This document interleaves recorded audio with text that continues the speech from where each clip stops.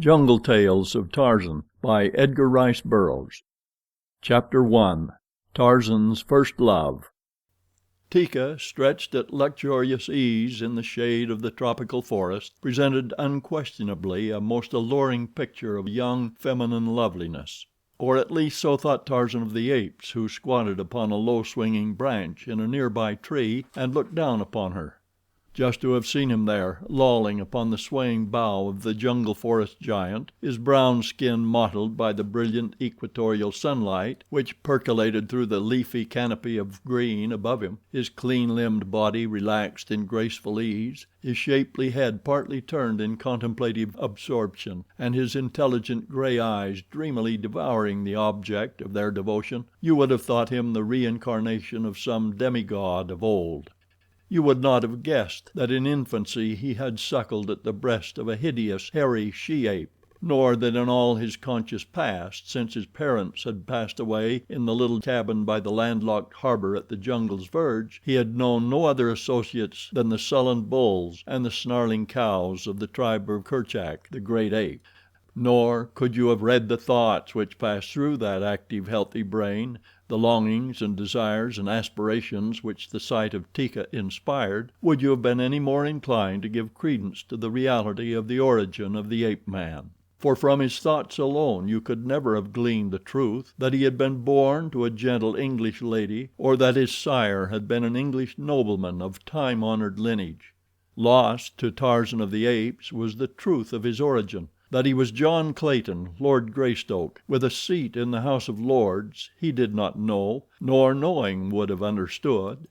Yes, Teeka was indeed beautiful. Of course Kala had been beautiful. One's mother is always that. But Teeka was beautiful in a way all her own, an indescribable sort of way which Tarzan was just beginning to sense in a rather vague and hazy manner.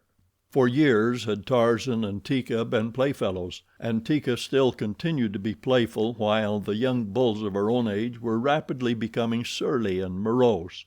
Tarzan, if he gave the matter much thought at all, probably reasoned that his growing attachment for the young female could be easily accounted for by the fact that of the former playmates she and he alone retained any desire to frolic as of old. But today, as he sat gazing upon her, he found himself noting the beauties of Teeka's form and features, something he never had done before, since none of them had aught to do with Teeka's ability to race nimbly through the lower terraces of the forest in the primitive games of tag and hide-and-go-seek, which Tarzan's fertile brain evolved. Tarzan scratched his head, running his fingers deep into the shock of black hair which framed his shapely, boyish face. He scratched his head and sighed. Teeka's newfound beauty became as suddenly his despair. He envied her the handsome coat of hair which covered her body. His own smooth, brown hide he hated with a hatred born of disgust and contempt. Years back he had harbored a hope that some day he too would be clothed in hair, as were all his brothers and sisters. But of late he had been forced to abandon the delectable dream. Then there were Teeka's great teeth, not so large as the male's, of course, but still mighty handsome things by comparison with Tarzan's feeble white ones, and her beetling brows and broad, flat nose, and her mouth. Tarzan had often practiced making his mouth into a little round circle and then puffing out his cheeks while he winked his eyes rapidly. But he felt that he could never do it in the same cute and irresistible way in which Teeka did it. And as he watched her that afternoon and wondered, a young bull ape who had been lazily foraging for food beneath the damp, matted carpet of decaying vegetation at the roots of a nearby tree lumbered awkwardly in Teeka's direction. The other apes of the tribe of Kerchak moved listlessly about or lolled restfully in the midday heat of the equatorial jungle. From time to time one or another of them had passed close to Teeka, and Tarzan had been uninterested. Why was it then that his brows contracted and his muscles tensed as he saw Taug pause beside the young she and then squat down close to her? Tarzan always had liked Taug. Since childhood they had romped together. Side by side they had squatted near the water, their quick, strong fingers ready to leap forth and seize Pisa, the fish, should that wary denizen of the cool depths dart surfaceward to the lure of the insects Tarzan tossed upon the face of the pool. Together they had baited Tublat and teased Numa, the lion. Why, then, should Tarzan feel the rise of the short hairs at the nape of his neck merely because Taug sat close to Teeka? It is true that Taug was no longer the frolicsome ape of yesterday. When his snarling muscles bared his giant fangs, no one could longer imagine that Taug was in as playful a mood as when he and Tarzan had rolled upon the turf in mimic battle. The Taug of today was a huge, sullen bull ape, somber and forbidding. Yet he and Tarzan never had quarreled. For a few minutes the young ape man watched Taug press closer to Teeka. He saw the rough caress of the huge paw as it stroked the sleek shoulder of the she, and then Tarzan of the Apes slipped catlike to the ground and approached the two. As he came, his upper lip curled into a snarl, exposing his fighting fangs, and a deep growl rumbled from his cavernous chest. Taug looked up, batting his bloodshot eyes. Teeka half raised herself and looked at Tarzan. Did she guess the cause of his perturbation? Who may say? At any rate, she was feminine, and so she reached up and scratched Taug behind one of his small, flat ears. Tarzan saw, and in the instant that he saw, Teeka was no longer the little playmate of an hour ago. Instead, she was a wondrous thing, the most wondrous in the world, and a possession for which Tarzan would fight to the death against Taug or any other who dared question his right of proprietorship. Stooped, his muscles rigid, and one great shoulder turned toward the young bull, Tarzan of the Apes sidled nearer and nearer.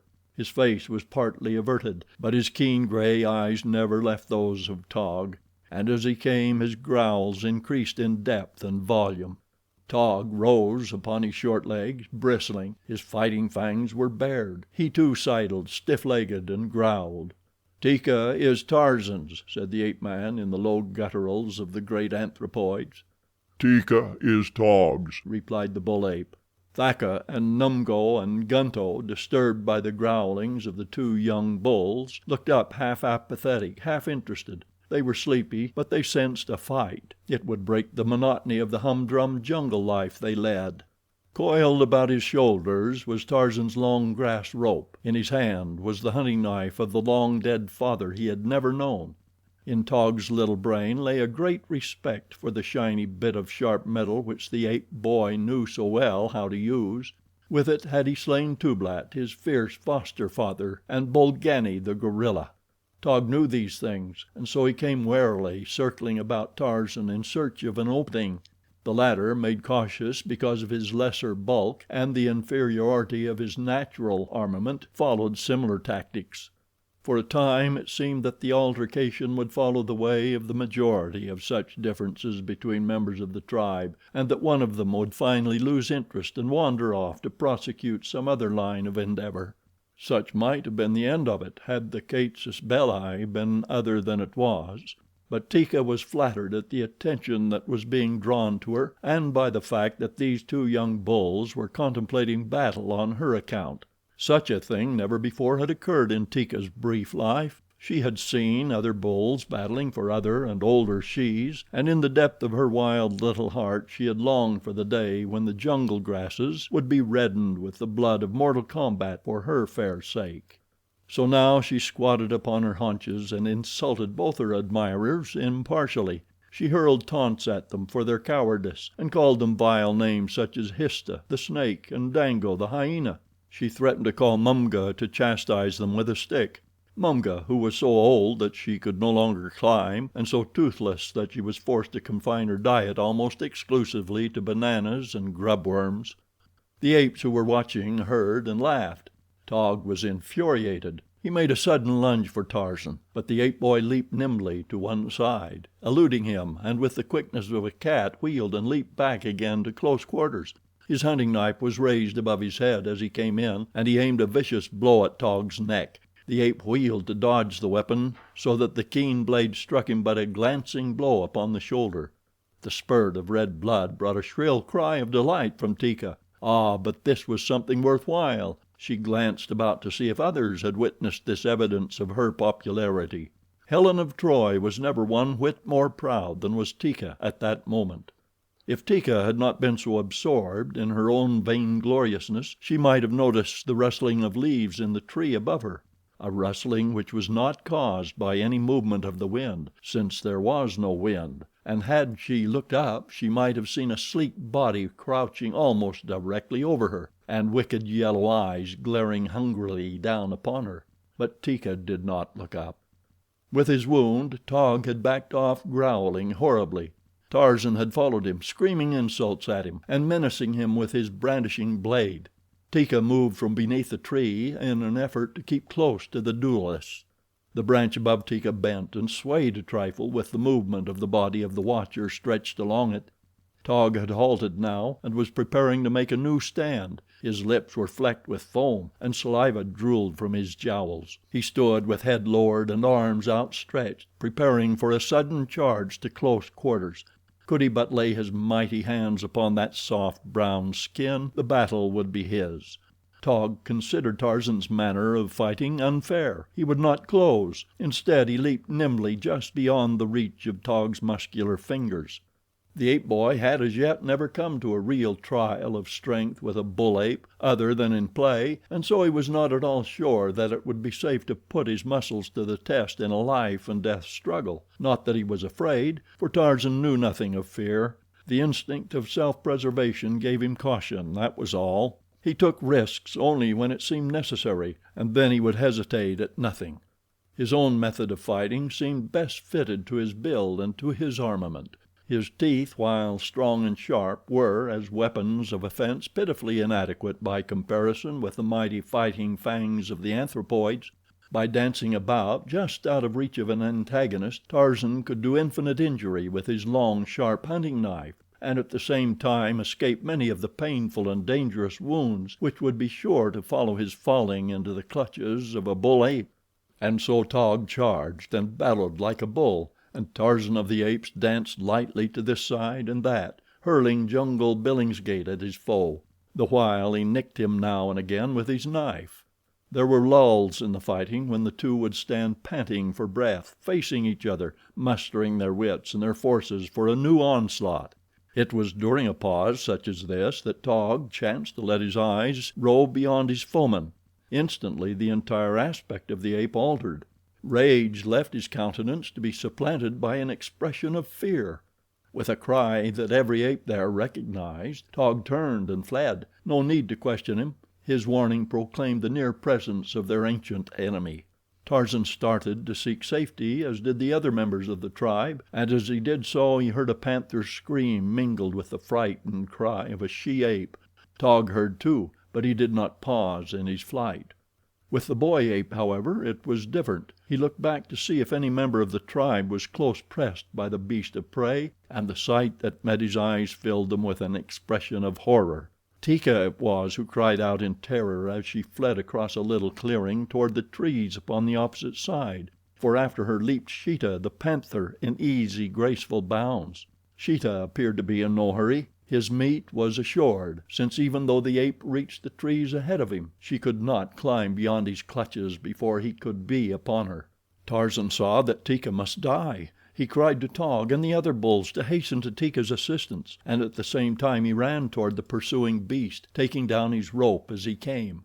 Tarzan knew that once the great bulls were aroused none of the jungle, not even Numa the lion, was anxious to measure fangs with them, and that if all those of the tribe who chanced to be present today would charge, Sheeta, the great cat, would doubtless turn tail and run for his life. Taug heard, as did the others, but no one came to Tarzan's assistance or Teeka's rescue, and Sheeta was rapidly closing up the distance between himself and his prey. The ape boy, leaping after the panther, cried aloud to the beast in an effort to turn it from Teeka or otherwise distract its attention until the she ape could gain the safety of the higher branches where Sheeta dared not go. He called the panther every opprobrious name that fell to his tongue. He dared him to stop and do battle with him, but Sheeta only loped on after the luscious tidbit now almost within his reach. Tarzan was not far behind, and he was gaining, but the distance was so short that he scarce hoped to overhaul the carnivore before it had felled Teeka. In his right hand the boy swung his grass rope above his head as he ran. He hated to chance a miss, for the distance was much greater than he ever had cast before except in practice. It was the full length of his grass rope which separated him from Sheeta, and yet there was no other thing to do. He could not reach the brute's side before it overhauled Teeka. He must chance a throw. And just as Teeka sprang for the lower limb of a great tree, and Sheeta rose behind her in a long, sinuous leap, the coils of the ape boy's grass rope shot swiftly through the air, straightening into a long, thin line as the open noose hovered for an instant above the savage head and the snarling jaws. Then it settled, clean and true about the tawny neck it settled, and Tarzan, with a quick twist of his rope hand, drew the noose taut, bracing himself for the shock when Sheeta should have taken up the slack. Just short of Teeka's glossy rump the cruel talons raked the air as the rope tightened and Sheeta was brought to a sudden stop, a stop that snapped the big beast over upon his back. Instantly Sheeta was up, with glaring eyes and lashing tail and gaping jaws, from which issued hideous cries of rage and disappointment. He saw the ape boy, the cause of his discomfiture, scarce 40 feet before him, and Sheeta charged. Teeka was safe now. Tarzan saw to that by a quick glance into the tree whose safety she had gained not an instant too soon, and Sheeta was charging. It was useless to risk his life in idle and unequal combat from which no good could come; but could he escape a battle with the enraged cat? And if he was forced to fight, what chance had he to survive? Tarzan was constrained to admit that his position was aught but a desirable one. The trees were too far to hope to reach in time to elude the cat. Tarzan could but stand facing that hideous charge. In his right hand he grasped his hunting knife, a puny, futile thing indeed by comparison with the great rows of mighty teeth which lined Sheeta's powerful jaws and the sharp talons encased within his padded paws. Yet the young Lord Greystoke faced it with the same courageous resignation with which some fearless ancestor went down to defeat and death on Senlac Hill by Hastings. From safety points in the trees the great apes watched, screaming hatred at Sheeta and advice at Tarzan, for the progenitors of man have naturally many human traits. Teeka was frightened. She screamed at the bulls to hasten to Tarzan's assistance, but the bulls were otherwise engaged, principally in giving advice and making faces. Anyway, Tarzan was not a real Mangani, so why should they risk their lives in an effort to protect him? And now Sheeta was almost upon the lithe, naked body, and the body was not there. Quick as was the great cat, the ape boy was quicker.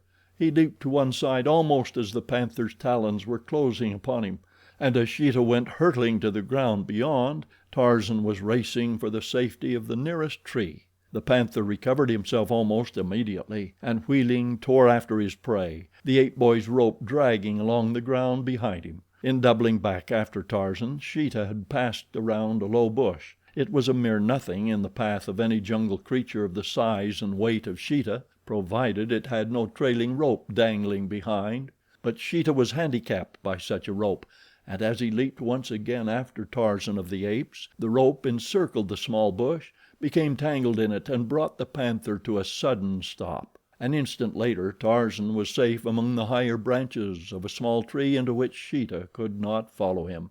Here he perched, hurling twigs and epithets at the raging feline beneath him. The other members of the tribe now took up the bombardment, using such hard-shelled fruits and dead branches as came within their reach, until Sheeta, goaded to frenzy and snapping at the grass rope, finally succeeded in severing its strands. For a moment the panther stood glaring first at one of his tormentors and then at another, until with a final scream of rage he turned and slunk off into the tangled mazes of the jungle.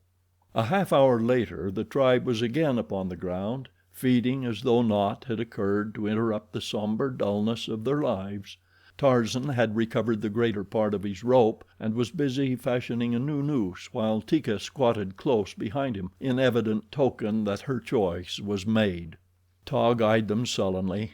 Once when he came close, Teeka bared her fangs and growled at him, and Tarzan showed his canines in an ugly snarl. But Taug did not provoke a quarrel.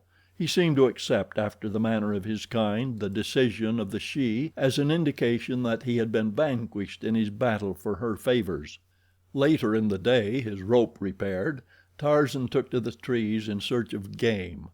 More than his fellows he required meat, and so, while they were satisfied with fruits and herbs and beetles, which could be discovered without much effort upon their part, Tarzan spent considerable time hunting the game animals, whose flesh alone satisfied the cravings of his stomach and furnished sustenance and strength to the mighty thews which, day by day, were building beneath the soft, smooth texture of his brown hide.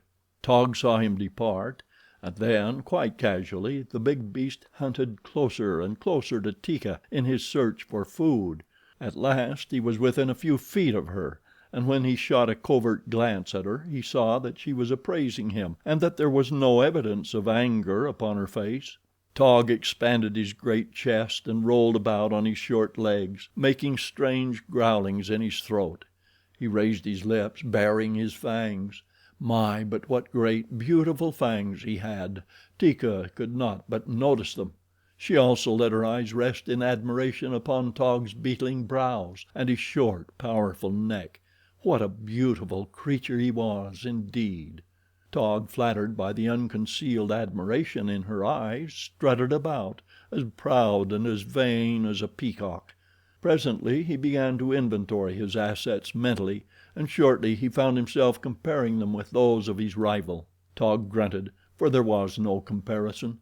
How could one compare his beautiful coat with the smooth and naked hideousness of Tarzan's bare hide? Who could see beauty in the stingy nose of the Tarmangani after looking at Taug's broad nostrils? And Tarzan's eyes, hideous things, showing white about them and entirely unrimmed with red. Taug knew that his own bloodshot eyes were beautiful, for he had seen them reflected in the glassy surface of many a drinking pool. The bull drew nearer to Teeka, finally squatting close against her. When Tarzan returned from his hunting a short time later it was to see Teeka contentedly scratching the back of his rival. Tarzan was disgusted. Neither Taug nor Teeka saw him as he swung through the trees into the glade. He paused a moment, looking at them, then with a sorrowful grimace he turned and faded away into the labyrinth of leafy boughs and festooned moss out of which he had come. Tarzan wished to be as far away from the cause of his heartache as he could. He was suffering the first pangs of blighted love, and he didn't quite know what was the matter with him. He thought that he was angry with Taug, and so he couldn't understand why it was that he had run away instead of rushing into mortal combat with the destroyer of his happiness. He also thought that he was angry with Teeka, yet a vision of her many beauties persisted in haunting him, so that he could only see her in the light of love as the most desirable thing in the world. The ape boy craved affection. From babyhood until the time of her death, when the poisoned arrow of Kulonga had pierced her savage heart, Kala had represented to the English boy the sole object of love which he had known. In her wild, fierce way Kala had loved her adopted son, and Tarzan had returned that love, though the outward demonstrations of it were no greater than might have been expected from any other beast of the jungle. It was not until he was bereft of her that the boy realized how deep had been his attachment for his mother, for as such he looked upon her. In Teeka he had seen within the past few hours a substitute for Kala, someone to fight for and to hunt for, someone to caress; but now his dream was shattered. Something hurt within his breast. He placed his hand over his heart and wondered what had happened to him. Vaguely he attributed his pain to Teeka. The more he thought of Teeka as he had last seen her, caressing Taug, the more the thing within his breast hurt him. Tarzan shook his head and growled. Then on and on through the jungle he swung, and the farther he traveled and the more he thought upon his wrongs, the nearer he approached becoming an irreclaimable misogynist. 2 days later he was still hunting alone, very morose and very unhappy, but he was determined never to return to the tribe. He could not bear the thought of seeing Taug and Teeka always together. As he swung upon a great limb, Numa, the lion, and Sabor, the lioness, passed beneath him side by side, and Sabor leaned against the lion and bit playfully at his cheek. It was a half caress. Tarzan sighed and hurled a nut at them.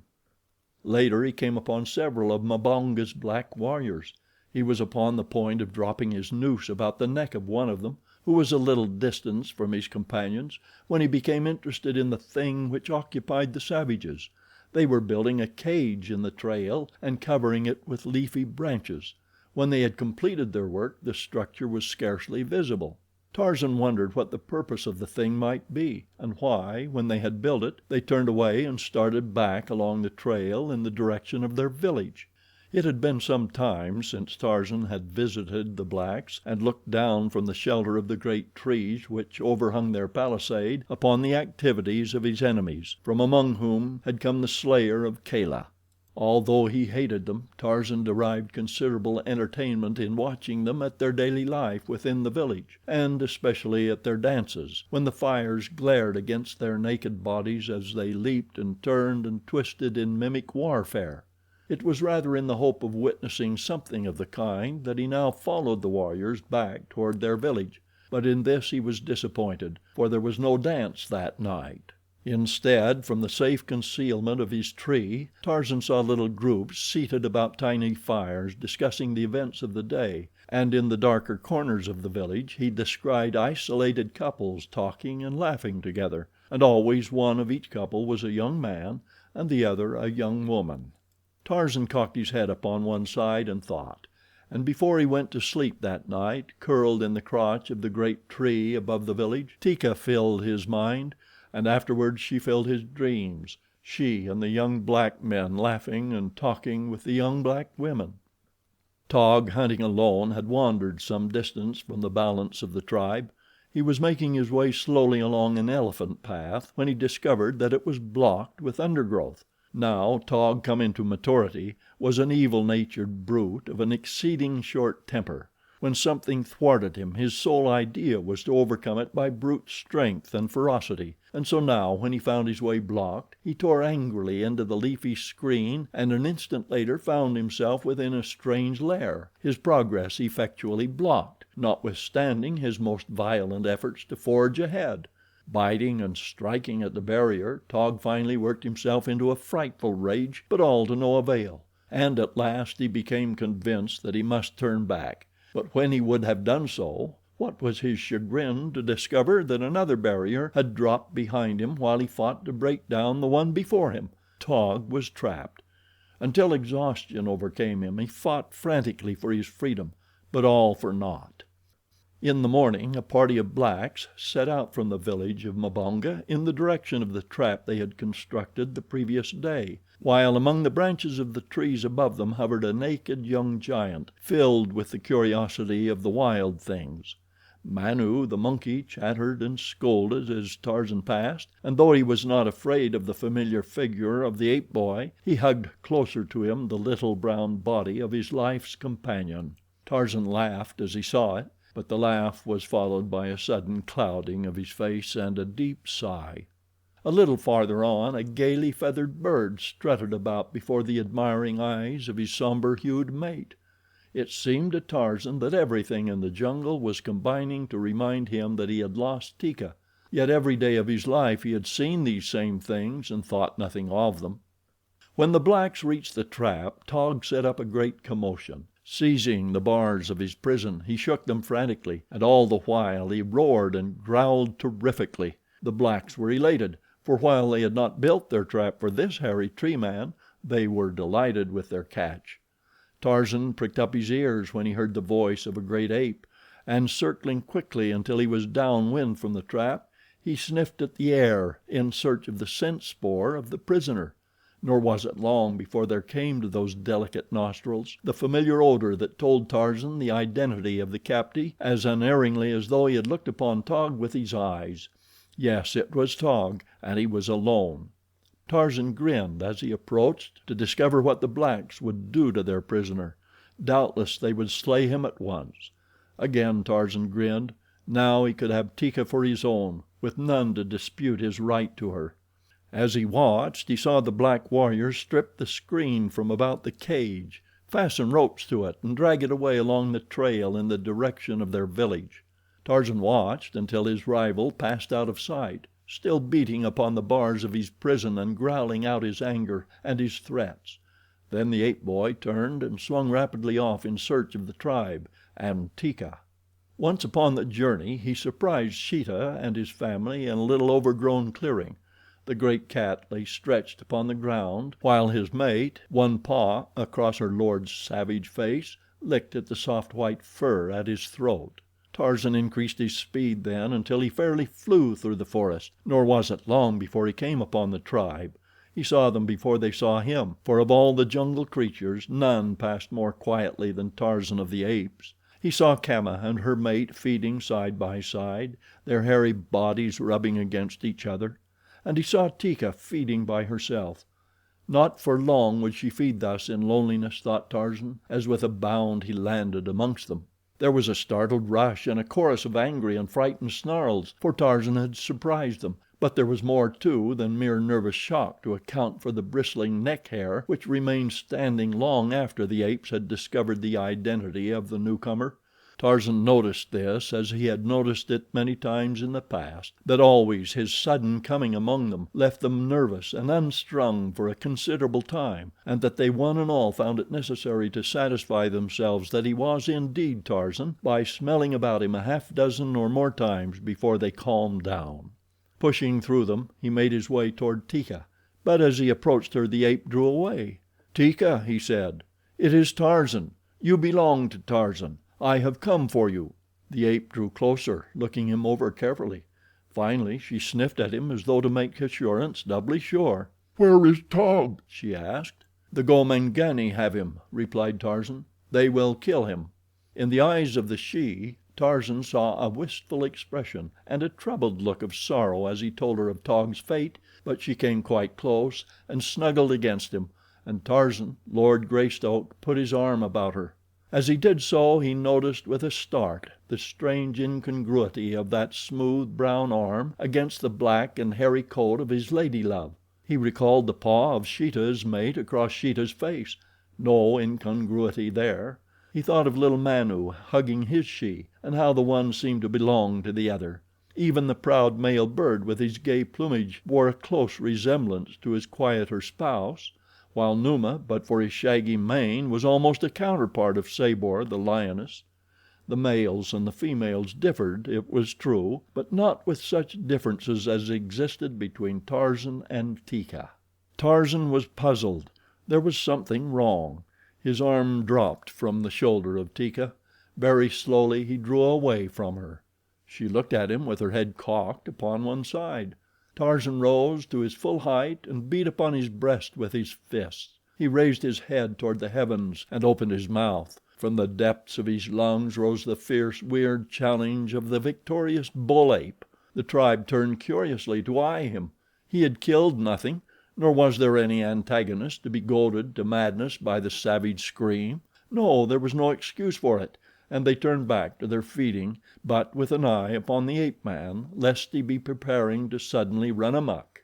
As they watched him they saw him swing into a nearby tree and disappear from sight. Then they forgot him, even Teeka.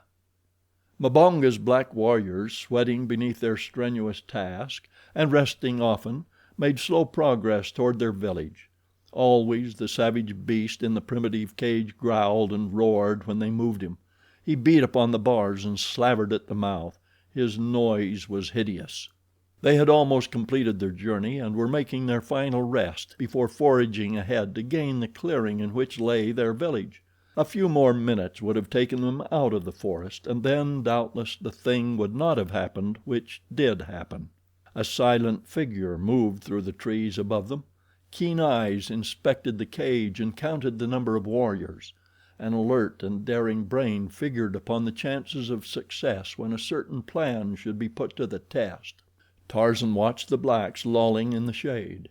They were exhausted. Already several of them slept. He crept closer, pausing just above them. Not a leaf rustled before his stealthy advance. He waited in the infinite patience of the beast of prey. Presently but two of the warriors remained awake, and one of these was dozing. Tarzan of the Apes gathered himself, and as he did so the black, who did not sleep, arose and passed around to the rear of the cage. The ape boy followed just above his head. Taug was eyeing the warrior and emitting low growls. Tarzan feared that the anthropoid would awaken the sleepers. In a whisper which was inaudible to the ears of the Negro, Tarzan whispered Taug's name, cautioning the ape to silence, and Taug's growling ceased. The black approached the rear of the cage and examined the fastenings of the door, and as he stood there the beast above him launched itself from the tree full upon his back. Steel fingers circled his throat, choking the cry which sprang to the lips of the terrified man. Strong teeth fastened themselves in his shoulder, and powerful legs wound themselves about his torso. The black, in a frenzy of terror, tried to dislodge the silent thing which clung to him. He threw himself to the ground and rolled about, but still those mighty fingers closed more and more tightly their deadly grip. The man's mouth gaped wide, his swollen tongue protruded, his eyes started from their sockets, but the relentless fingers only increased their pressure. Taug was a silent witness of the struggle. In his fierce little brain he doubtless wondered what purpose prompted Tarzan to attack the black. Taug had not forgotten his recent battle with the ape boy, nor the cause of it. Now he saw the form of the Gomangani suddenly go limp. There was a convulsive shiver, and the man lay still. Tarzan sprang from his prey and ran to the door of the cage. With nimble fingers he worked rapidly at the thongs which held the door in place. Taug could only watch, he could not help. Presently Tarzan pushed the thing up a couple of feet, and Taug crawled out. The ape would have turned upon the sleeping blacks that he might wreak his pent vengeance; but Tarzan would not permit it. Instead, the ape boy dragged the body of the black within the cage and propped it against the side bars. Then he lowered the door and made fast the thongs as they had been before. A happy smile lighted his features as he worked, for one of his principal diversions was the baiting of the blacks of Mbonga's village. He could imagine their terror when they awoke and found the dead body of their comrade fast in the cage where they had left the great ape safely secured but a few minutes before. Tarzan and Taug took to the trees together, the shaggy coat of the fierce ape brushing the sleek skin of the English lordling as they passed through the primeval jungle side by side. "Go back to Teeka," said Tarzan. "She is yours. Tarzan does not want her." Tarzan has found another she? asked Taug. The ape boy shrugged. "For the Gomangani there is another Gomangani," he said. "For Numa, the lion, there is Sabor, the lioness. For Sheeta there is a she of his own kind. For Bara, the deer. For Manu, the monkey. For all the beasts and the birds of the jungle is there a mate. Only for Tarzan of the Apes is there none. Taug is an ape. Teeka is an ape. Go back to Teeka. Tarzan is a man. He will go alone." End of Chapter 1. Jungle Tales of Tarzan by Edgar Rice Burroughs. Chapter 2. The Capture of Tarzan. The black warriors labored in the humid heat of the jungle's stifling shade. With war spears they loosened the thick, black loam and the deep layers of rotting vegetation. With heavy nailed fingers they scooped away the disintegrated earth from the center of the age-old game trail. Often they ceased their labors to squat, resting and gossiping with much laughter, at the edge of the pit they were digging. Against the boles of nearby trees leaned their long, oval shields of thick buffalo hide and the spears of those who were doing the scooping. Sweat glistened upon their smooth, ebon skins, beneath which rolled rounded muscles, supple in the perfection of nature's uncontaminated health. A reed buck, stepping warily along the trail toward water, halted as a burst of laughter broke upon his startled ears. For a moment he stood statuesque, but for his sensitively dilating nostrils. Then he wheeled and fled noiselessly from the terrifying presence of man. 100 yards away, deep in the tangle of impenetrable jungle, Numa, the lion, raised his massive head. Numa had dined well until almost daybreak, and it had required much noise to awaken him. Now he lifted his muzzle and sniffed the air, caught the acrid scent spoor of the reed buck and the heavy scent of man. But Numa was well filled. With a low, disgusted grunt he rose and slunk away. Brilliantly plumaged birds with raucous voices darted from tree to tree. Little monkeys, chattering and scolding, swung through the swaying limbs above the black warriors. Yet they were alone, for the teeming jungle with all its myriad life, like the swarming streets of a great metropolis, is one of the loneliest spots in God's great universe. But were they alone? Above them, lightly balanced upon a leafy tree limb, a gray-eyed youth watched with eager intentness their every move. The fire of hate, restrained, smoldered beneath the lad's evident desire to know the purpose of the black men's labors. Such a one as these it was who had slain his beloved Kala. For them there could be naught but enmity, yet he liked well to watch them, avid as he was for greater knowledge of the ways of man. He saw the pit grow in depth until a great hole yawned the width of the trail, a hole which was amply large enough to hold at one time all of the 6 excavators.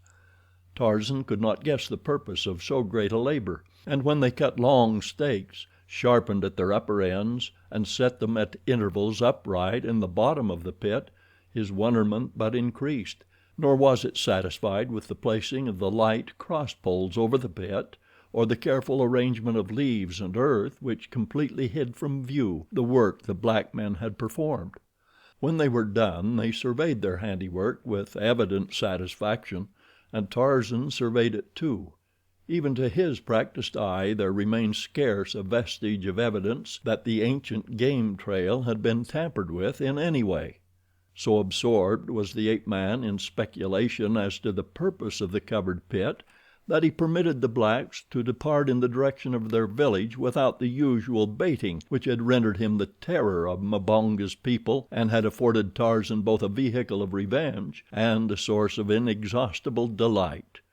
Puzzle as he would, however, he could not solve the mystery of the concealed pit, for the ways of the blacks were still strange to Tarzan. They had entered his jungle but a short time before, the first of their kind to encroach upon the age-old supremacy of the beasts which laired there. To Numa the lion, to Tantor the elephant, to the great apes and the lesser apes, to each and all of the myriad creatures of this savage wild, the ways of man were new. They had much to learn of these black, hairless creatures that walked erect upon their hind paws, and they were learning it slowly and always to their sorrow. Shortly after the blacks had departed, Tarzan swung easily to the trail. Sniffing suspiciously, he circled the edge of the pit.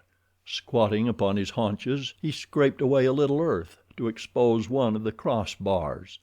He sniffed at this, touched it, cocked his head upon one side, and contemplated it gravely for several minutes. Then he carefully recovered it, arranging the earth as neatly as had the blacks. This done, he swung himself back among the branches of the trees and moved off in search of his hairy fellows, the great apes of the tribe of Kerchak. Once he crossed the trail of Numa the lion, pausing for a moment to hurl a soft fruit at the snarling face of his enemy and to taunt and insult him, calling him eater of carrion and brother of Dango the hyena. Numa, his yellow-green eyes round and burning with concentrated hate, glared up at the dancing figure above him. Low growls vibrated his heavy jowls, and his great rage transmitted to his sinuous tail a sharp, whip-like motion. But realizing from past experiences the futility of long-distance argument with the ape man, he turned presently and struck off into the tangled vegetation which hid him from the view of his tormentor. With a final scream of jungle invective and an ape-like grimace at his departing foe, Tarzan continued along his way. Another mile and a shifting wind brought to his keen nostrils a familiar pungent odor close at hand, and a moment later there loomed beneath him a huge gray-black bulk forging steadily along the jungle trail. Tarzan seized and broke a small limb, and at the sudden cracking sound the ponderous figure halted. Great ears were thrown forward, and a long, supple trunk rose quickly to wave to and fro in search of the scent of an enemy, while two weak little eyes peered suspiciously and futilely about in quest of the author of the noise which had disturbed his peaceful way. Tarzan laughed aloud and came closer above the head of the pachyderm. "Tantor, Tantor!" he cried. "Bara, the deer, is less fearful than you. You, Tantor, the elephant, greatest of the jungle folk, with the strength of as many Numas as I have toes upon my feet and fingers upon my hands. Tantor, who can uproot great trees, trembles with fear at the sound of a broken twig." A rumbling noise, which might have been either a sign of contempt or a sigh of relief, was Tantor's only reply as the uplifted trunk and ears came down and the beast's tail dropped to normal. But his eyes still roved about in search of Tarzan. He was not long kept in suspense, however, as to the whereabouts of the ape man, for a second later the youth dropped lightly to the broad head of his old friend. Then, stretching himself at full length, he drummed with his bare toes upon the thick hide, and as his fingers scratched the more tender surfaces beneath the great ears, he talked to Tantor of the gossip of the jungle as though the great beast understood every word that he said. Much there was which Tarzan could make Tantor understand, and though the small talk of the wild was beyond the great, gray dreadnought of the jungle, he stood with blinking eyes and gently swaying trunk as though drinking in every word of it with keenest appreciation. As a matter of fact, it was the pleasant, friendly voice and caressing hands behind his ears which he enjoyed, and the close proximity of him whom he had often borne upon his back since Tarzan, as a little child, had once fearlessly approached the great bull, assuming upon the part of the pachyderm the same friendliness which filled his own heart. In the years of their association Tarzan had discovered that he possessed an inexplicable power to govern and direct his mighty friend. At his bidding, Tantor would come from a great distance, as far as his keen ears could detect the shrill and piercing summons of the ape man, and when Tarzan was squatted upon his head, Tantor would lumber through the jungle in any direction which his rider bade him go. It was the power of the man mind over that of the brute, and it was just as effective as though both fully understood its origin, though neither did. For half an hour Tarzan sprawled there upon Tantor's back. Time had no meaning for either of them. Life, as they saw it, consisted principally in keeping their stomachs filled. To Tarzan this was a less arduous labor than to Tantor, for Tarzan's stomach was smaller, and being omnivorous, food was less difficult to obtain. If one sort did not come readily to hand, there were always many others to satisfy his hunger. He was less particular as to his diet than Tantor, who would eat only the bark of certain trees and the wood of others, while a third appealed to him only through its leaves, and these perhaps just at certain seasons of the year. Tantor must needs spend the better part of his life in filling his immense stomach against the needs of his mighty thews. It is thus with all the lower orders. Their lives are so occupied either with searching for food or with the processes of digestion that they have little time for other considerations. Doubtless it is this handicap which has kept them from advancing as rapidly as man, who has more time to give to thought upon other matters. However, these questions troubled Tarzan but little, and Tantor not at all. What the former knew was that he was happy in the companionship of the elephant. He did not know why. He did not know that because he was a human being, a normal, healthy human being, he craved some living thing upon which to lavish his affection. His childhood playmates among the apes of Kerchak were now great, sullen brutes. They felt, nor inspired, but little affection. The younger apes Tarzan still played with occasionally. In his savage way he loved them, but they were far from satisfying or restful companions. Tantor was a great mountain of calm, of poise, of stability. It was restful and satisfying to sprawl upon his rough pate and pour one's vague hopes and aspirations into the great ears which flapped ponderously to and fro in apparent understanding. Of all the jungle folk, Tantor commanded Tarzan's greatest love since Kala had been taken from him. Sometimes Tarzan wondered if Tantor reciprocated his affection. It was difficult to know. It was the call of the stomach, the most compelling and insistent call which the jungle knows, that took Tarzan finally back to the trees and off in search of food, while Tantor continued his interrupted journey in the opposite direction. For an hour the ape man foraged. A lofty nest yielded its fresh, warm harvest. Fruits, berries, and tender plantain found a place upon his menu in the order that he happened upon them, for he did not seek such foods. Meat, meat, meat! It was always meat that Tarzan of the Apes hunted, but sometimes meat eluded him, as today. And as he roamed the jungle his active mind busied itself not alone with his hunting, but with many other subjects. He had a habit of recalling often the events of the preceding days and hours. He lived over his visit with Tantor. He cogitated upon the digging blacks and the strange covered pit they had left behind them. He wondered again and again what its purpose might be. He compared perceptions and arrived at judgments. He compared judgments, reaching conclusions—not always correct ones, it is true, but at least he used his brain for the purpose God intended it, which was the less difficult because he was not handicapped by the second hand and usually erroneous judgment of others. And as he puzzled over the covered pit there loomed suddenly before his mental vision a huge, gray black bulk which lumbered ponderously along a jungle trail. Instantly Tarzan tensed to the shock of sudden fear.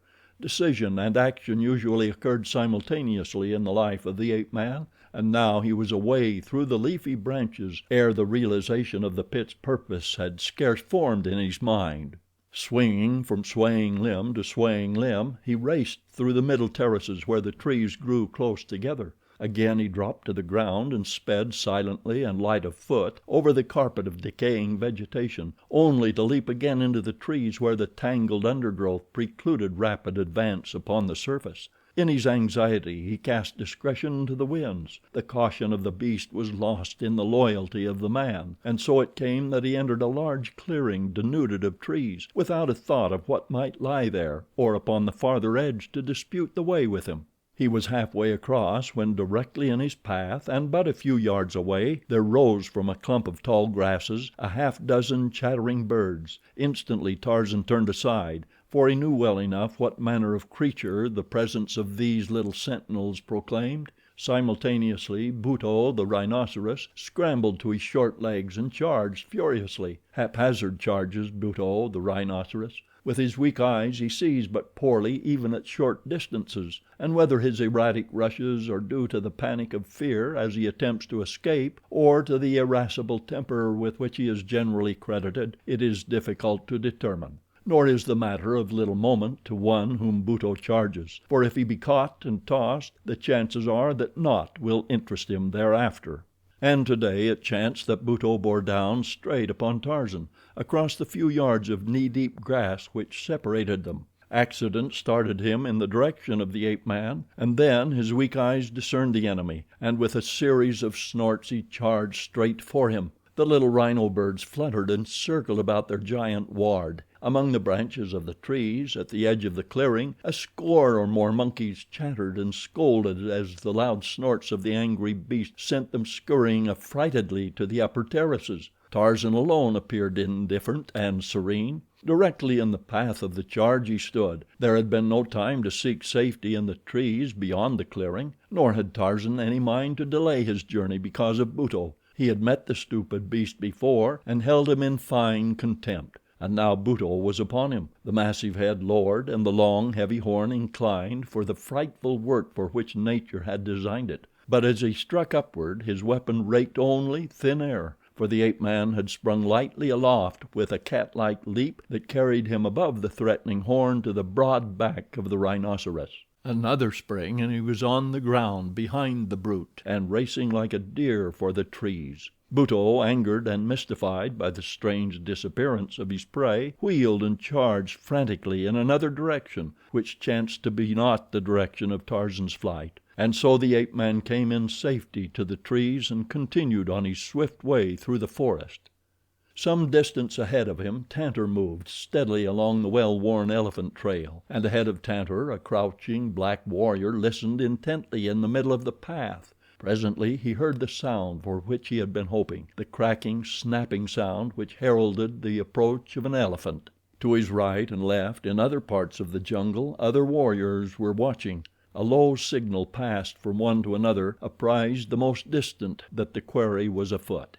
Rapidly they converged toward the trail, taking positions in trees downwind from the point at which Tantor must pass them. Silently they waited, and presently they were rewarded by the sight of a mighty tusker carrying an amount of ivory in his long tusks that set their greedy hearts to palpitating.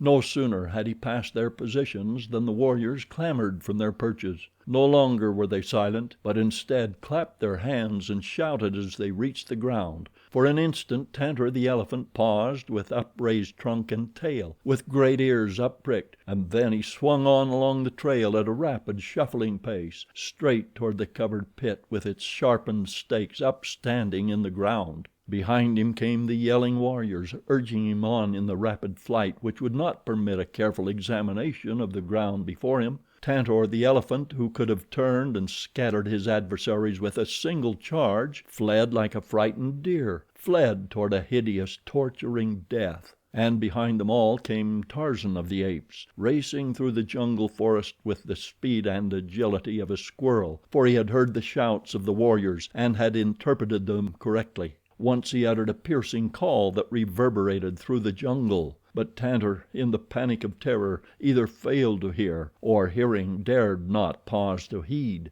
Now the giant pachyderm was but a few yards from the hidden death lurking in his path, and the blacks, certain of success, were screaming and dancing in his wake, waving their war spears and celebrating in advance the acquisition of the splendid ivory carried by their prey and the surfeit of elephant meat which would be theirs this night. So intent were they upon their gratulations that they entirely failed to note the silent passage of the man beast above their heads, nor did Tantor either see or hear him, even though Tarzan called to him to stop. A few more steps would precipitate Tantor upon the sharpened stakes. Tarzan fairly flew through the trees until he had come abreast of the fleeing animal and then had passed him. At the pit's verge the ape man dropped to the ground in the center of the trail. Tantor was almost upon him before his weak eyes permitted him to recognize his old friend. "Stop!" cried Tarzan, and the great beast halted to the upraised hand. Tarzan turned and kicked aside some of the brush which hid the pit. Instantly Tantor saw and understood.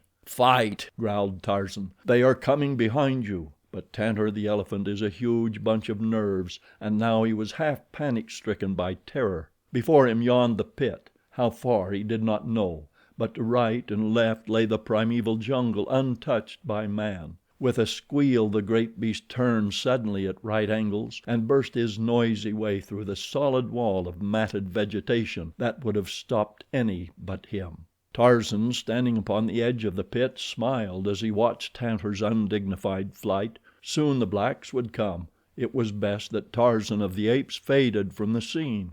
He essayed a step from the pit's edge, and as he threw the weight of his body upon his left foot, the earth crumbled away. Tarzan made a single Herculean effort to throw himself forward, but it was too late. Backward and downward he went toward the sharpened stakes in the bottom of the pit. When a moment later the blacks came they saw even from a distance that Tantor had eluded them, for the size of the hole in the pit covering was too small to have accommodated the huge bulk of an elephant.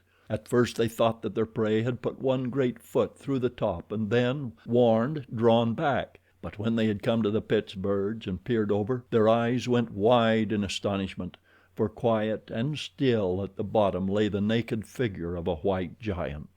Some of them there had glimpsed this forest god before, and they drew back in terror, awed by the presence which they had for some time believed to possess the miraculous powers of a demon. But others there were who pushed forward, thinking only of the capture of an enemy, and these leaped into the pit and lifted Tarzan out. There was no scar upon his body.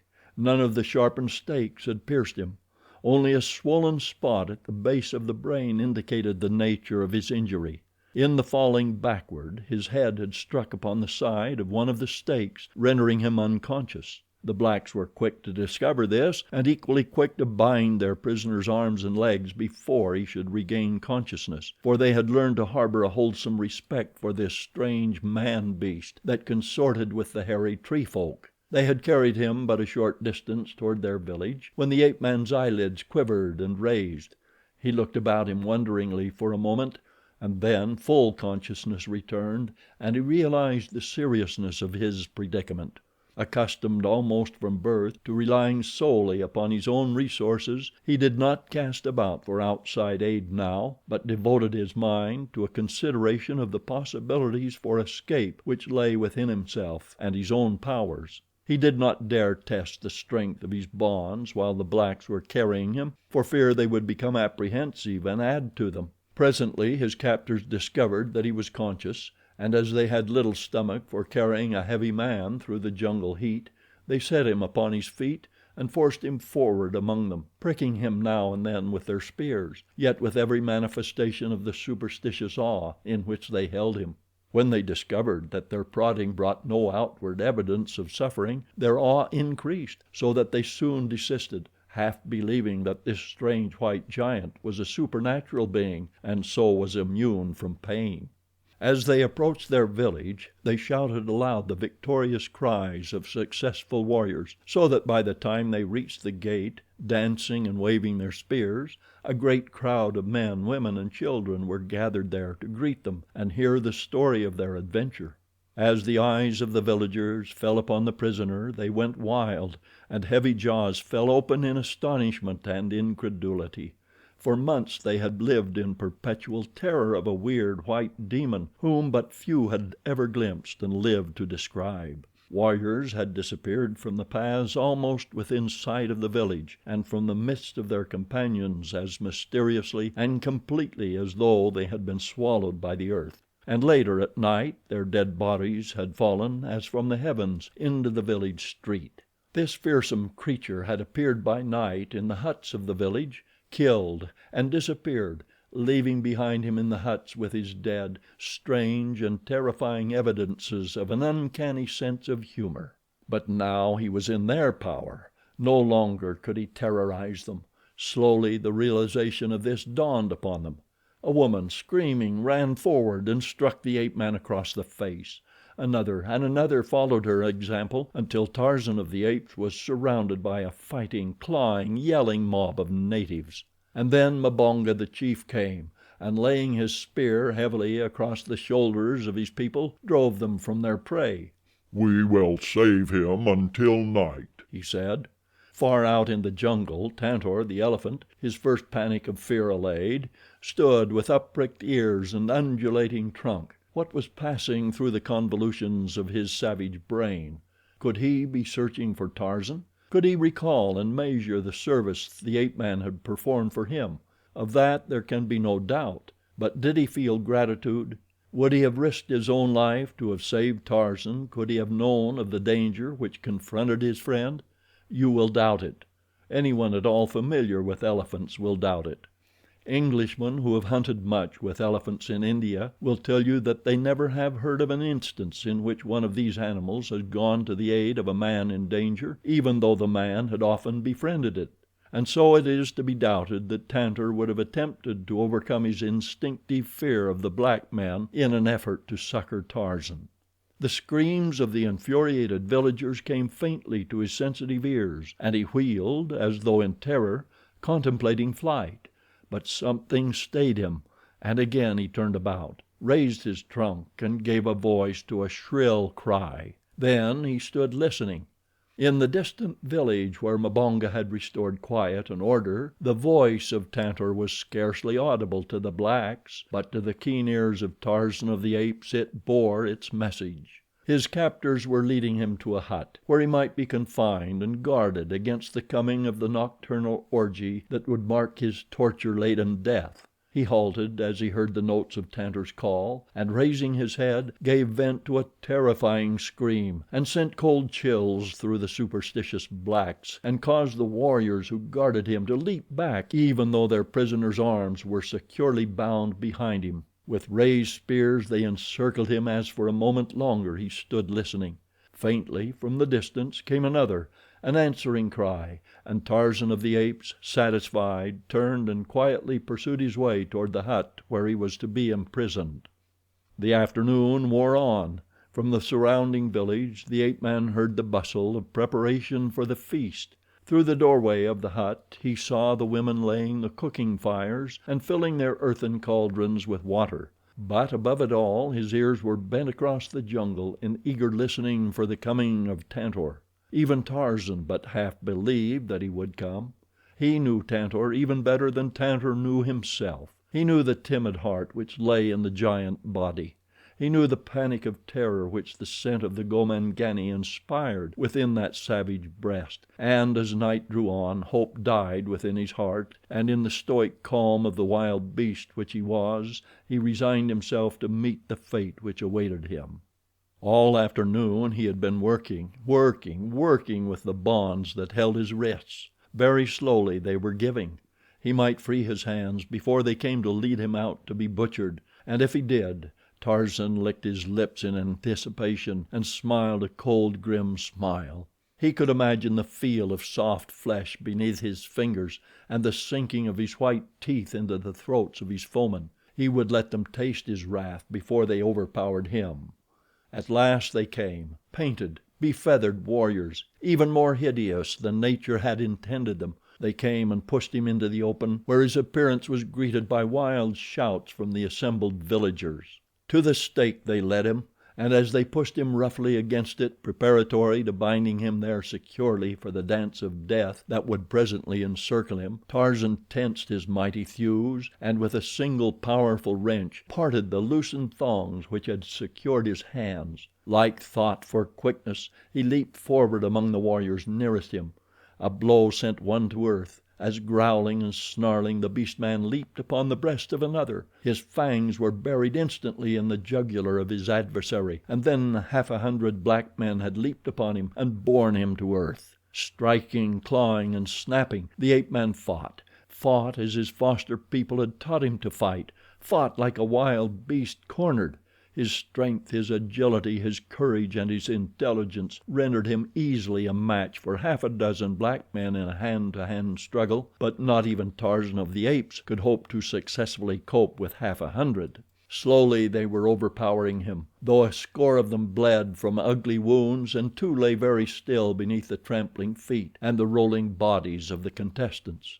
Overpower him they might, but could they keep him overpowered while they bound him? A half hour of desperate endeavor convinced them that they could not, and so Mbonga, who like all good rulers had circled in the safety of the background, called to one to work his way in and spear the victim.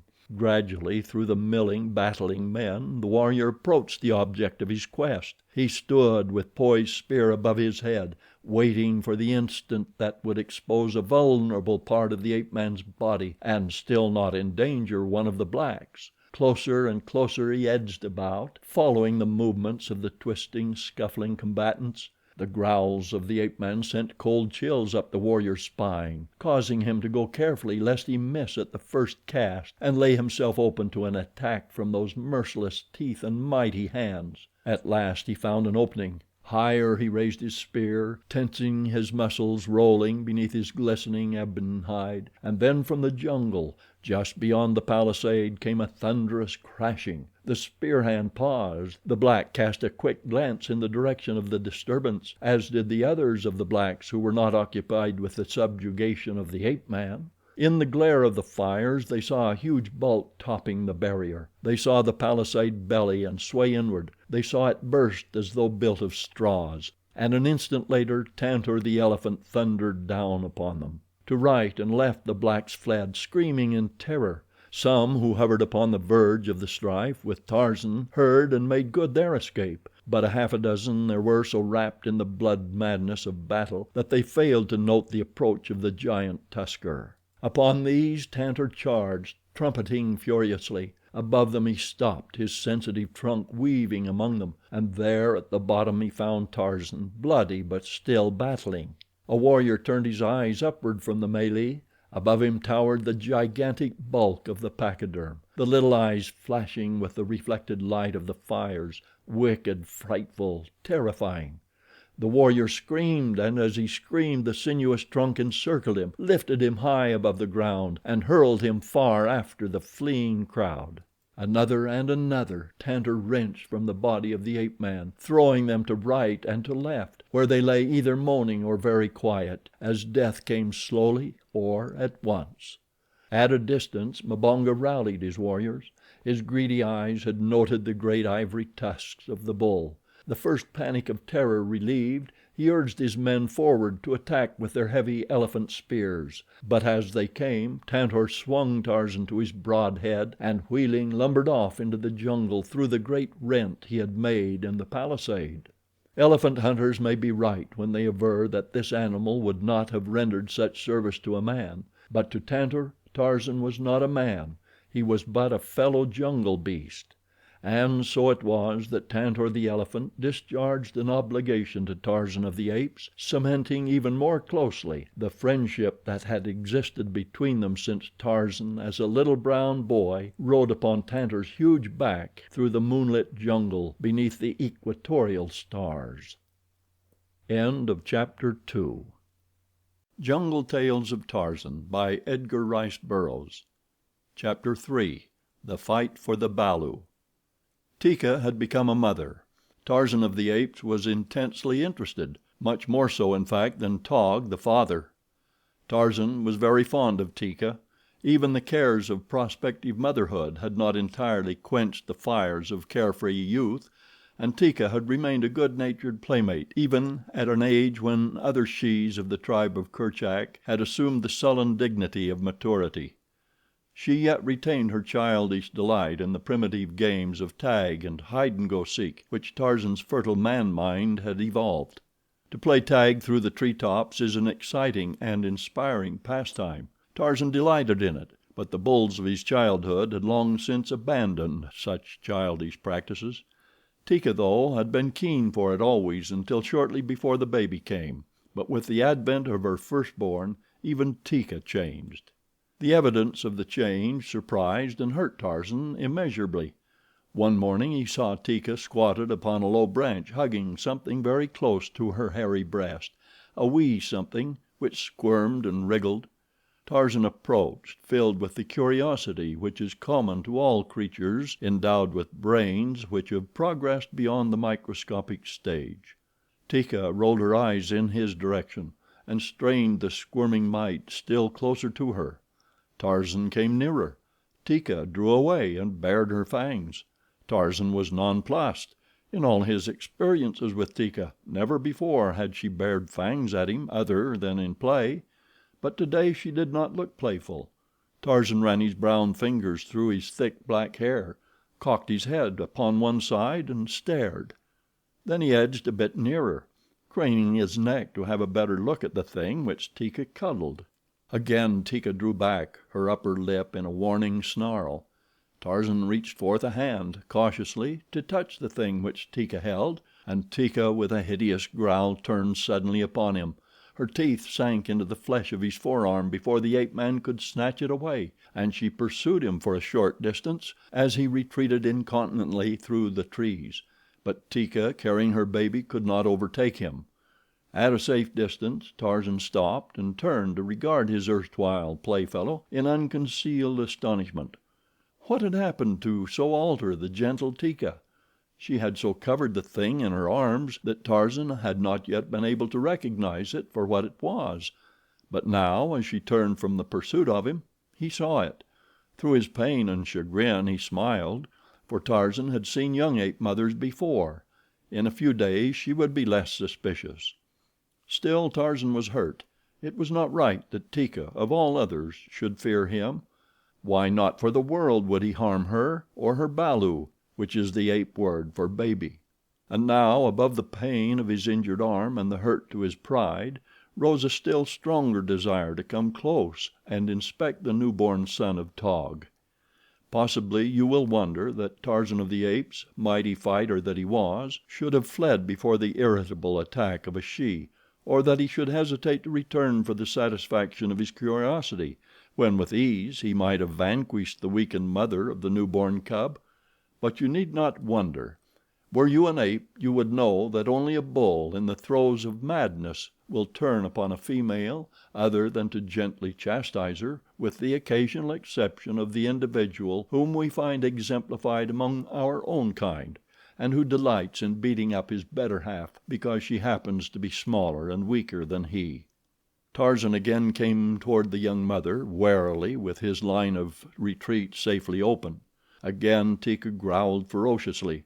Tarzan expostulated.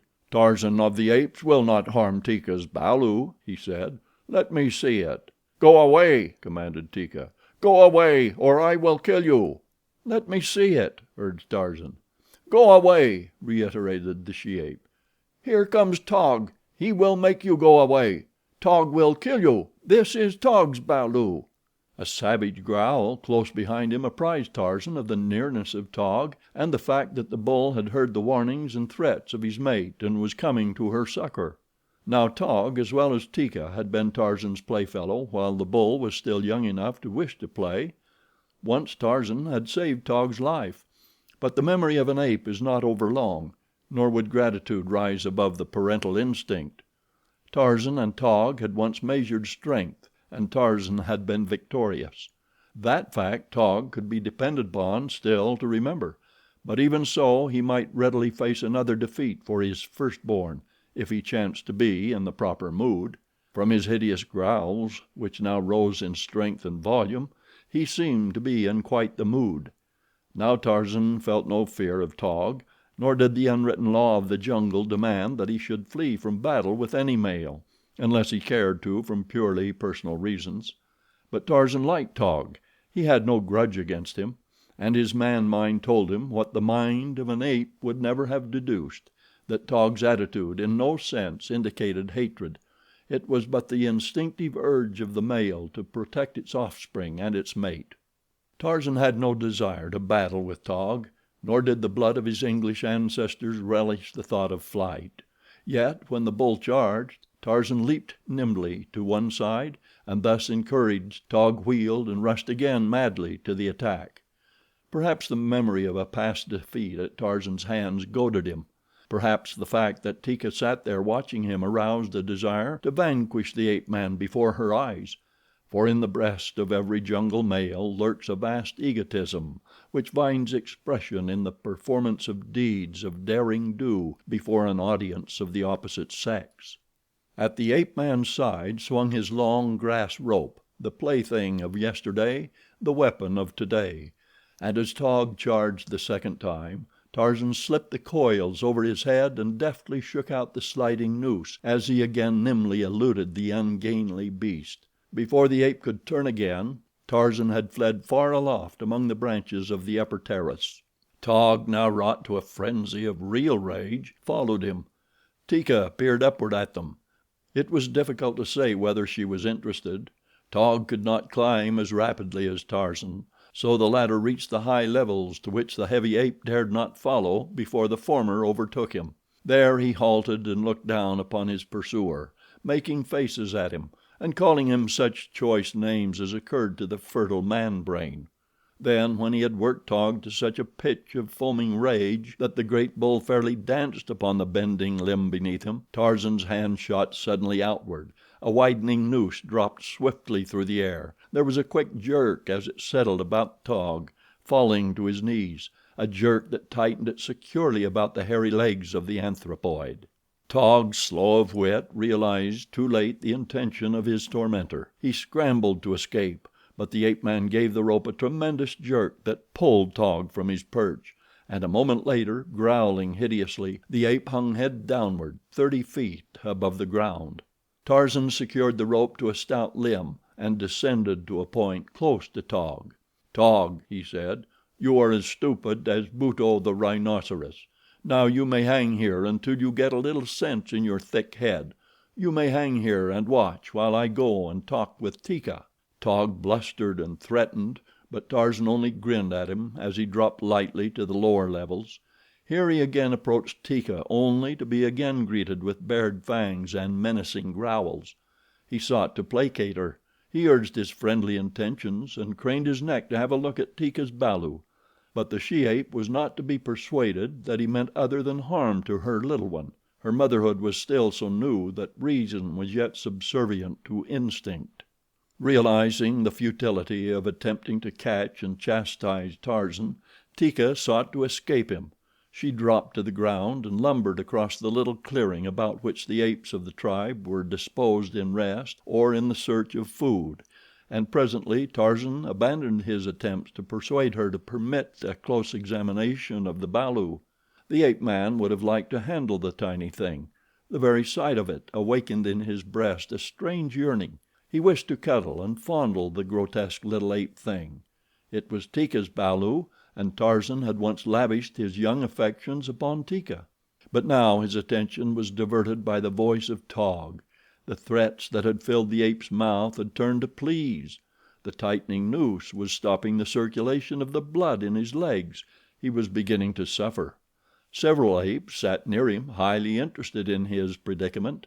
They made uncomplimentary remarks about him, for each of them had felt the weight of Taug's mighty hands and the strength of his great jaws.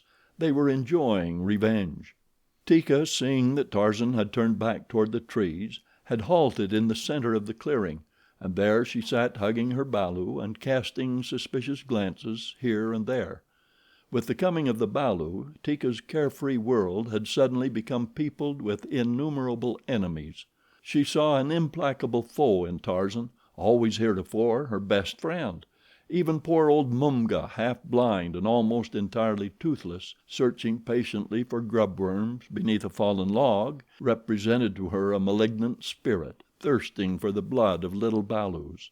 And while Teeka guarded suspiciously against harm where there was no harm, she failed to note two baleful, yellow-green eyes staring fixedly at her from behind a clump of bushes at the opposite side of the clearing. Hollow from hunger, Sheeta, the panther, glared greedily at the tempting meat so close at hand, but the sight of the great bulls beyond gave him pause. Ah, if the she ape with her balu would but come just a trifle nearer! A quick spring and he would be upon them, and away again with his meat before the bulls could prevent. The tip of his tawny tail moved in spasmodic little jerks. His lower jaw hung low, exposing a red tongue and yellow fangs.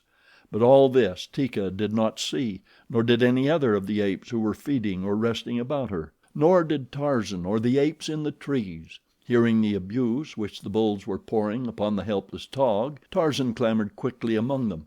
One was edging closer and leaning far out in an effort to reach the dangling ape. He had worked himself into quite a fury through recollection of the last occasion upon which Taug had mauled him, and now he was bent upon revenge. Once he had grasped the swinging ape, he would quickly have drawn him within reach of his jaws. Tarzan saw and was wroth. He loved a fair fight, but the thing which this ape contemplated revolted him.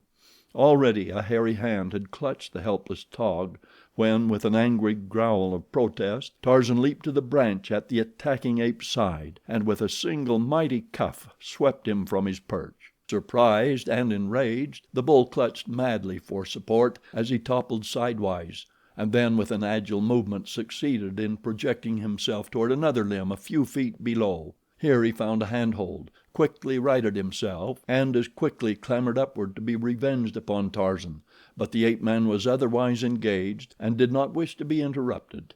He was explaining again to Taug the depths of the latter's abysmal ignorance, and pointing out how much greater and mightier was Tarzan of the Apes than Taug or any other ape.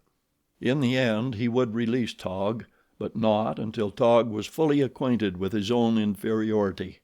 And then the maddened bull came from beneath, and instantly Tarzan was transformed from a good-natured, teasing youth into a snarling, savage beast. Along his scalp the hair bristled. His upper lip drew back that his fighting fangs might be uncovered and ready. He did not wait for the bull to reach him, for something in the appearance or the voice of the attacker aroused within the ape man a feeling of belligerent antagonism that would not be denied. With a scream that carried no human note, Tarzan leaped straight at the throat of the attacker. The impetuosity of this act and the weight and momentum of his body carried the bull backward, clutching and clawing for support, down through the leafy branches of the tree. For 15 feet the two fell, Tarzan's teeth buried in the jugular of his opponent, when a stout branch stopped their descent. The bull struck full upon the small of his back across the limb, hung there for a moment with the ape man still upon his breast, and then toppled over toward the ground.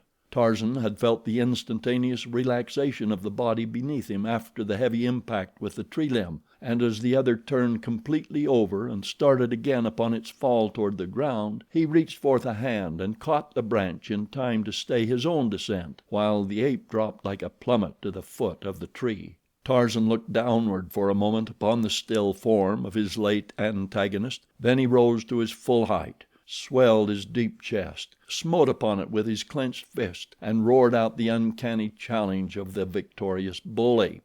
Even Sheeta, the panther, crouched for a spring at the edge of the little clearing, moved uneasily as the mighty voice sent its weird cry reverberating through the jungle. To right and left nervously glanced Sheeta, as though assuring himself that the way of escape lay ready at hand.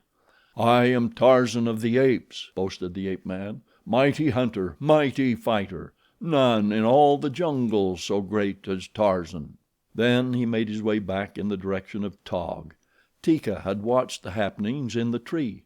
She had even placed her precious balu upon the soft grasses and come a little nearer that she might better witness all that was passing in the branches above her. In her heart of hearts, did she still esteem the smooth skinned Tarzan? Did her savage breast swell with pride as she witnessed his victory over the ape? You will have to ask Teeka. And Sheeta, the panther, saw that the she ape had left her cub alone among the grasses. He moved his tail again, as though this closest approximation of lashing in which he dared indulge might stimulate his momentarily waned courage. The cry of the victorious ape man still held his nerves beneath its spell. It would be several minutes before he again could bring himself to the point of charging into view of the giant anthropoids. And as he regathered his forces Tarzan reached Taug's side, and then, clambering higher up to the point where the end of the grass rope was made fast, he unloosed it and lowered the ape slowly downward, swinging him in until the clutching hands fastened upon a limb. Quickly Taug drew himself to a position of safety and shook off the noose. In his rage-maddened heart was no room for gratitude to the ape man. He recalled only the fact that Tarzan had laid this painful indignity upon him. He would be revenged, but just at present his legs were so numb and his head so dizzy that he must postpone the gratification of his vengeance. Tarzan was coiling his rope the while he lectured Taug on the futility of pitting his poor powers, physical and intellectual, against those of his betters. Teeka had come close beneath the tree and was peering upward. Sheeta was worming his way stealthily forward, his belly close to the ground.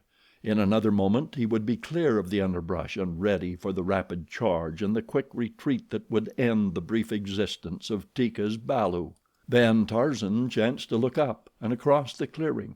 Instantly his attitude of good-natured bantering and pompous boastfulness dropped from him. Silently and swiftly he shot downward toward the ground. Teeka, seeing him coming and thinking that he was after her or her balu, bristled and prepared to fight; but Tarzan sped by her, and as he went her eyes followed him, and she saw the cause of his sudden descent and his rapid charge across the clearing. There in full sight now was Sheeta, the panther, stalking slowly toward the tiny, wriggling balu which lay among the grasses many yards away. Teeka gave voice to a shrill scream of terror and of warning as she dashed after the ape man. Sheeta saw Tarzan coming. He saw the she ape's cub before him, and he thought that this other was bent upon robbing him of his prey. With an angry growl he charged. Taug, warned by Teeka's cry, came lumbering down to her assistance. Several other bulls, growling and barking, closed in toward the clearing, but they were all much farther from the balu and the panther than was Tarzan of the Apes. So it was that Sheeta and the ape man reached Teeka's little one almost simultaneously, and there they stood,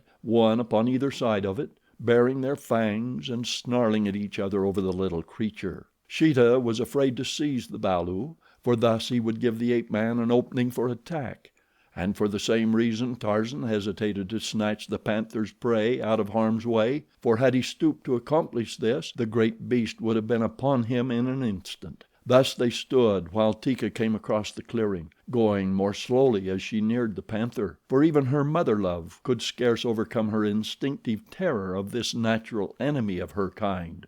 Behind her came Taug, warily and with many pauses and much bluster, and still behind him came other bulls, snarling ferociously and uttering their uncanny challenges. Sheeta's yellow-green eyes glared terribly at Tarzan, and past Tarzan they shot brief glances at the apes of Kerchak, advancing upon him. Discretion prompted him to turn and flee, but hunger and the close proximity of the tempting morsel in the grass before him urged him to remain. He reached forth a paw toward Teeka's balu, and as he did so, with a savage guttural, Tarzan of the Apes was upon him. The panther reared to meet the ape man's attack. He swung a frightful raking blow for Tarzan that would have wiped his face away had it landed; but it did not land, for Tarzan ducked beneath it and closed, his long knife ready in one strong hand, the knife of his dead father, of the father he never had known. Instantly the balu was forgotten by Sheeta, the panther. He now thought only of tearing to ribbons with his powerful talons the flesh of his antagonist, of burying his long, yellow fangs in the soft, smooth hide of the ape man; but Tarzan had fought before with clawed creatures of the jungle. Before now he had battled with fanged monsters, nor always had he come away unscathed. He knew the risk that he ran; but Tarzan of the Apes, inured to the sight of suffering and death, shrank from neither, for he feared neither. The instant that he dodged beneath Sheeta's blow, he leaped to the beast's rear and then full upon the tawny back, burying his teeth in Sheeta's neck and the fingers of one hand in the fur at the throat, and with the other hand he drove his blade into Sheeta's side. Over and over upon the grass rolled Sheeta, growling and screaming, clawing and biting, in a mad effort to dislodge his antagonist or get some portion of his body within range of teeth or talons. As Tarzan leaped to close quarters with the panther, Teeka had run quickly in and snatched up her balu. Now she sat upon a high branch, safe out of harm's way, cuddling the little thing close to her hairy breast, the while her savage little eyes bored down upon the contestants in the clearing, and her ferocious voice urged Taug and the other bulls to leap into the melee. Thus goaded, the bulls came closer, redoubling their hideous clamor; but Sheeta was already sufficiently engaged, he did not even hear them. Once he succeeded in partially dislodging the ape man from his back, so that Tarzan swung for an instant in front of those awful talons, and in the brief instant before he could regain his former hold, a raking blow from a hind paw laid open one leg from hip to knee. It was the sight and smell of this blood, possibly, which wrought upon the encircling apes; but it was Taug who really was responsible for the thing they did. Taug, but a moment before, filled with rage toward Tarzan of the Apes, stood close to the battling pair, his red-rimmed, wicked little eyes glaring at them. What was passing in his savage brain? Did he gloat over the unenviable position of his recent tormentor? Did he long to see Sheeta's great fangs sink into the soft throat of the ape man? Or did he realize the courageous unselfishness that had prompted Tarzan to rush to the rescue and imperil his life for Teeka's balu, for Taug's little balu? Is gratitude a possession of man only, or do the lower orders know it also? With the spilling of Tarzan's blood, Taug answered these questions. With all the weight of his great body he leaped, hideously growling, upon Sheeta. His long, fighting fangs buried themselves in the white throat, his powerful arms beat and clawed at the soft fur until it flew upward in the jungle breeze. And with Taug's example before them, the other bulls charged, burying Sheeta beneath rending fangs and filling all the forest with the wild din of their battle cries. Ah, but it was a wondrous and inspiring sight, this battle of the primordial apes and the great white ape man, with their ancestral foe, Sheeta, the panther. In frenzied excitement, Teeka fairly danced upon the limb which swayed beneath her great weight as she urged on the males of her people. And Thaka and Mumga and Kama, with the other shes of the tribe of Kerchak, added their shrill cries or fierce barkings to the pandemonium which now reigned within the jungle. Bitten and biting, tearing and torn, Sheeta battled for his life, but the odds were against him. Even Numa, the lion, would have hesitated to have attacked an equal number of the great bulls of the tribe of Kerchak, and now, a half-mile away, hearing the sounds of the terrific battle, the king of beasts rose uneasily from his midday slumber and slunk off farther into the jungle. Presently Sheeta's torn and bloody body ceased its titanic struggles. It stiffened spasmodically, twitched and was still, yet the bulls continued to lacerate it until the beautiful coat was torn to shreds. At last they desisted from sheer physical weariness, and then from the tangle of bloody bodies rose a crimson giant, straight as an arrow. He placed a foot upon the dead body of the panther, and lifting his blood-stained face to the blue of the equatorial heavens, gave voice to the horrid victory cry of the bull ape. One by one his hairy fellows of the tribe of Kerchak followed his example. The shes came down from their perches of safety and struck and reviled the dead body of Sheeta. The young apes refought the battle in mimicry of their mighty elders. Teeka was quite close to Tarzan. He turned and saw her with the balu hugged close to her hairy breast, and put out his hands to take the little one, expecting that Teeka would bare her fangs and spring upon him; but instead she placed the balu in his arms, and coming nearer licked his frightful wounds. And presently Taug, who had escaped with only a few scratches, came and squatted beside Tarzan and watched him as he played with the little balu, and at last he too leaned over and helped Teeka with the cleansing and the healing of the ape man's hurts. Chapter 4